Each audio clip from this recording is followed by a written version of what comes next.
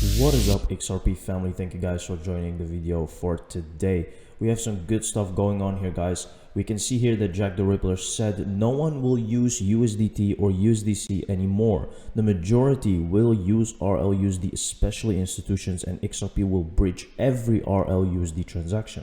Now, it's interesting because Ripple just released a list where RLUSD is going to be supported. There are steps being made, and these are big steps, guys. Let's take a look at XRP price right now. We have $2.43. As you can see, I said yesterday we are moving sideways.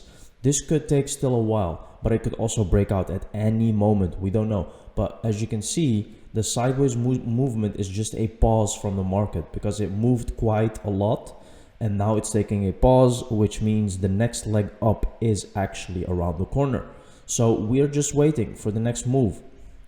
And meanwhile, Ripple is doing its thing, right? Crypto wallets can be used for storing, managing, transacting stablecoins. Ripple USD is supported on various wallets, offerings, and digital asset platforms. Here you can see the list of wallets that it's supported. Some, which is no surprise, right? Some is one of the best, I think, XRP wallet that you can use.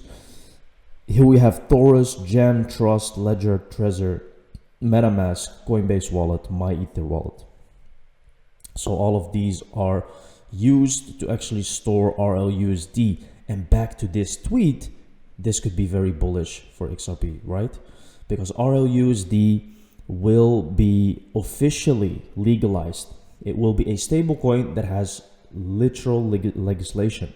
And there is no other coin like that. Maybe you can say USDC. I'm not really sure if USDC is really regulated or not, but I think USDT has a lot of red flags. So let's take a look here. Ripple X Rosie Royce X Judy Sheldon.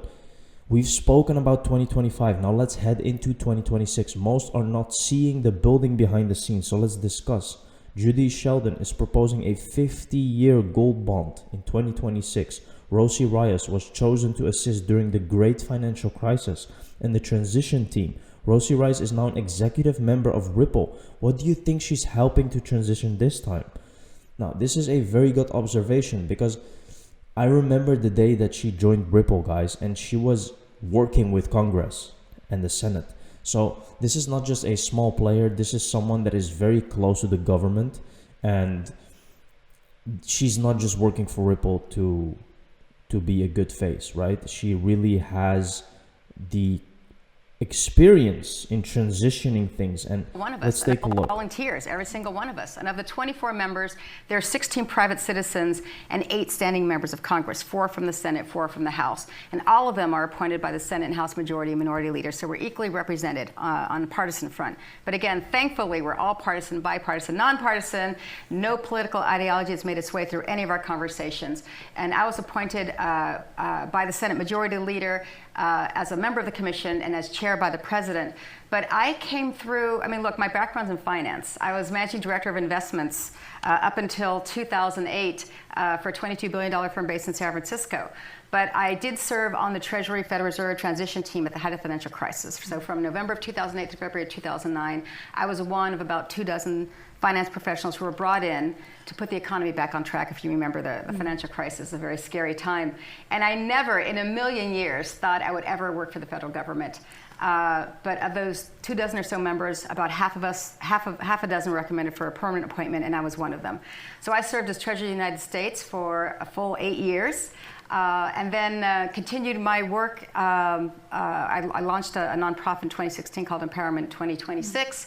And then also served on the Treasury transition team in the fall of 2020 during the pandemic recovery. So I would consider this, I suppose, when I was appointed as chair 2 years ago, as my 4th tour of duty. And look, I never, ever thought I'd be doing this, but never say never. And I do believe this is obviously one of the most historical and significant milestones for our country. What it means to be the oldest democracy in the world has a responsibility, and the eyes of the world will be watching us, not just because of the 250th in 2026, but it's also the World Cup in 2026. And let's not forget, 2 short years later is the Olympics in 2028.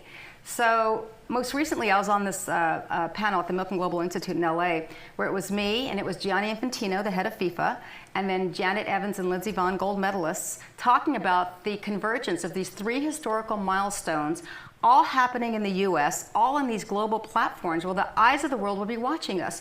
And very interesting what she's saying, guys, where all the eyes are watching us. XRP Gold is independence. So you have to see the bigger picture here, because they didn't just onboard her on Ripple to for nothing, right? This is a person that is closely working with the government, and that is the reason that Ripple is going to be very significant in 2025, 2026. Ripple stock is now valued at $114.5 per share, with an implied valuation of 19.6 billion on Linkto, which is a very interesting thing because Ripple didn't even have an IPO yet. So the share can only increase from here.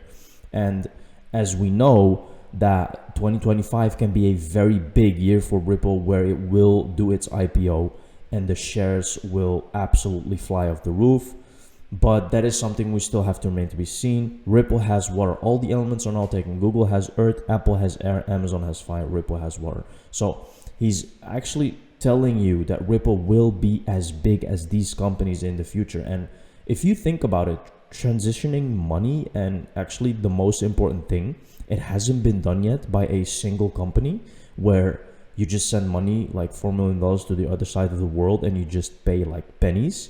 It hasn't been done, right? And Ripple is doing it. It's like the internet in its early days. You gotta hand it to Ripple, thinking outside the box with a proposal to do an ICO with the oldest bank in America, the Bank of NY Mellon, with their own BK coin. BK is the stock ticker for BNY Mellon. Let's take a look.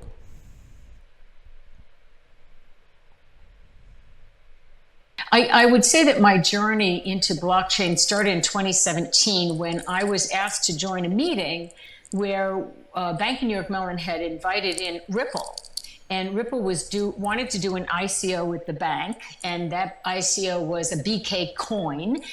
I went to the meeting and realized I was really not understanding very well what they were talking about. I understood that there was a lot of friction within our existing capital markets and the structure of the middle back office, but I wasn't sure of the technology. I didn't really understand it. I didn't really understand some of the words they were using, and I decided that I would take a course. So I did take a course at Oxford and really gained a lot of knowledge about the technology. Again, very interesting. Here you can see interesting area. Remember when Ripple partner MFUG was working on a coin about the same time?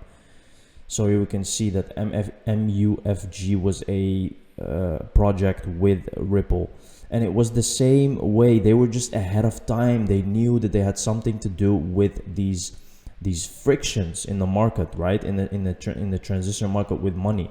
So you can see that from the oldest point, they are always working with banks, working together with big institutions. I keep checking to see if the NY State Department of Financial Services, DFS, has added the Ripple stablecoin RLUSD to its green listed coins alongside the 2 stablecoins from Japan, GUSD, GN, PAX Gold, PAX Dollar, PayPal, PYUSD. Not yet. So this is a very good thing to check from now and then. If RLUSD has been green listed, it would be very bullish, but I think it's not going to take long anymore before they actually roll it out, right? It's almost time. The number one issue is to move the industry forward is regulatory clarity on a global scale. Now, what does Brett Garlinghouse mean with global scale? We have to understand this. This is very important. What he is saying here is global adoption, right? There has to be one framework for crypto to go under, to be deemed as a green listed cryptocurrency, which you can buy on every market. And this is still a very big problem. Not because XRP is now regulated in America, it doesn't mean that it's globally fine, right? Because there are still so many problems on a global scale with crypto. There is countries where you can't use Binance. There is countries where you can't use, so you cannot buy the cryptos very easily, right? And this is something that I think 2025, this will happen. This will be solved, especially because we have Trump as president. Let's take a look here. I literally think the #1 issue to move the industry forward is that regulatory clarity on a global scale. So here you can see, yes, institutions are predicting that by the end of 2025, 100% of the world's leading financial institutions will have all approved crypto legislation, including the US. This is why 2025 will be monumental for crypto. And I really agree. All the charts are leading to 2025 being very bullish for crypto. As we can see, prices moving sideways, ready to break out. And this is not just XRP. This is the majority of coins are really ready to actually blow. Thank you very much for watching the video, guys. See you in the next one. Cheers.